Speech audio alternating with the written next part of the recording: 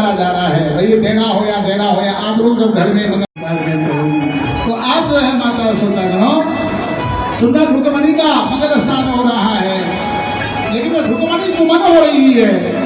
इसलिए कुमन हो रही है माता यशोदा कि मेरा विवाह तो भगवान कृष्ण से होना चाहिए था और दम्भो से तो शिशुपाल के साथ नहीं होना चाहिए था। इतने में एक ब्राह्मण देवता आ गई।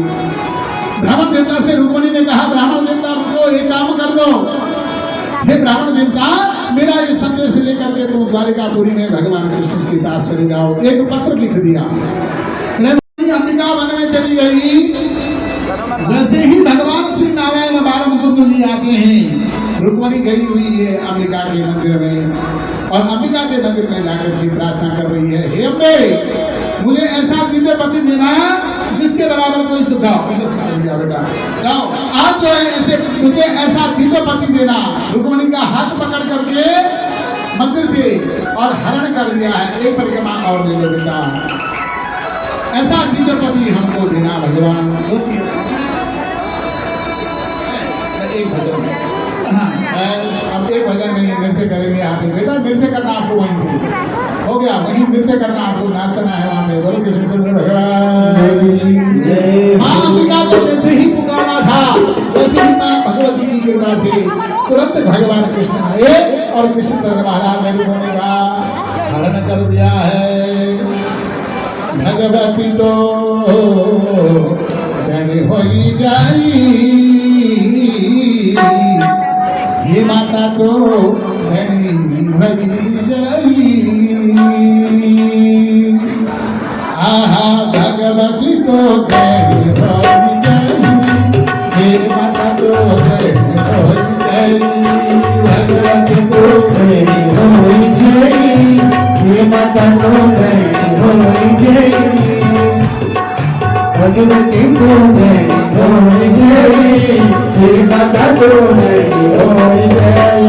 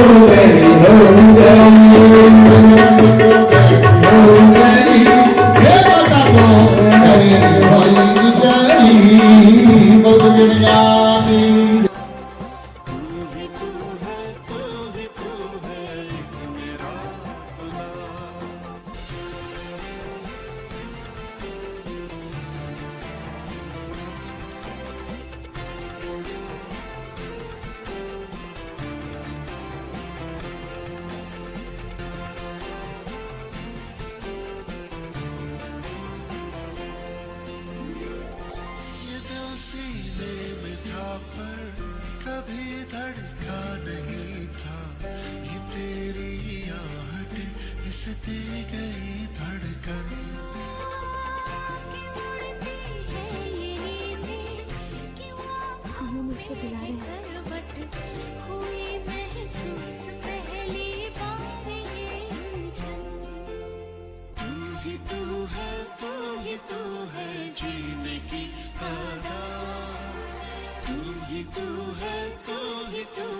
सांसों की हवा, तू ही तू है, तू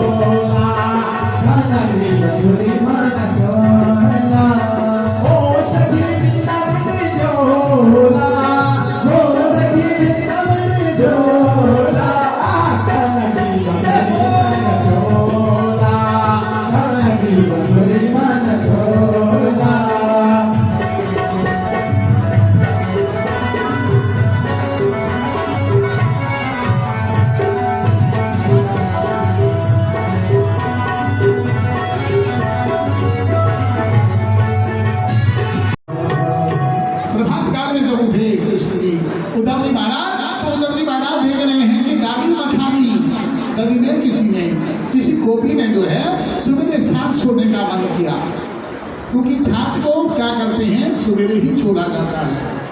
अब तो इलेक्ट्रिकल मशीनें आ रही हैं, कौन छोड़ रहा है? अच्छा, धूप को व्यवहार कर कोई लगी जगह गैस में धन में है ना। पहले क्या होता था कि पहले माताएं सवेरे उठती थी, गर्म पानी करती थी, ठंडे पानी की व्यवस्था करती थी और सुंदर करके छाछ पिलोती थी।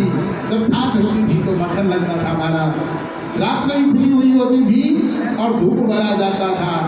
हम छोटे बच्चे थे, हमें खुशबू लगती थी उस मक्खन की, धूप दिया तो माताएं बोलती थी गोविंद श्री कृष्ण गोविंद हरे राम। आज ध्यान रखना माता श्रोता करो, आप लोग भी माताओं, अगर आपके घर में क्लेश होता है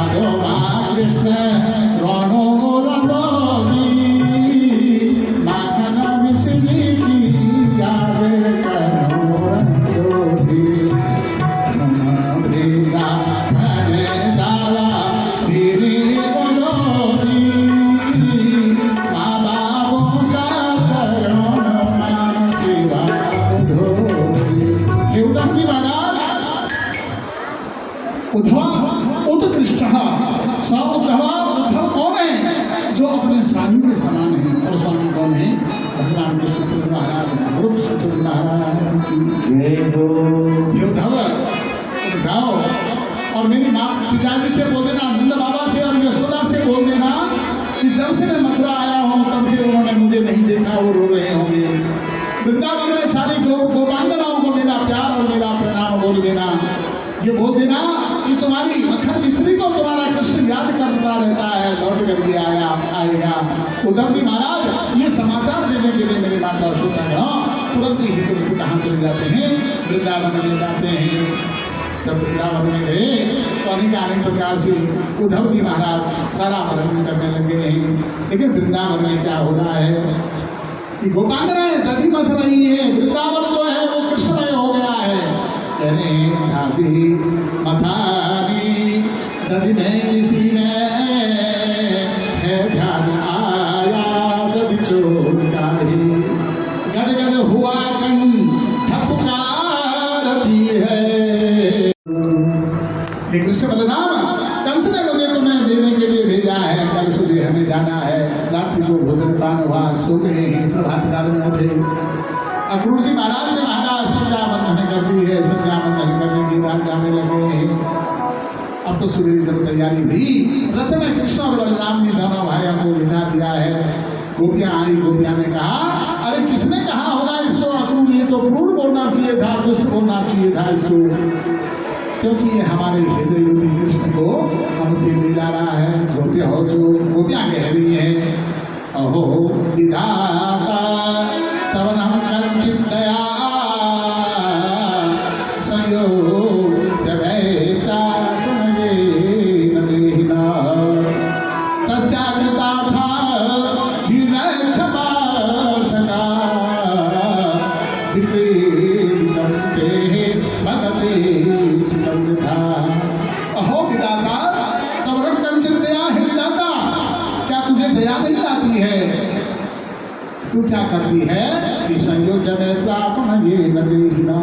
क्या कर देती है कि एकाएक मिला देती है और मिलाने के बाद क्षण भर के बाद क्या कर देती है?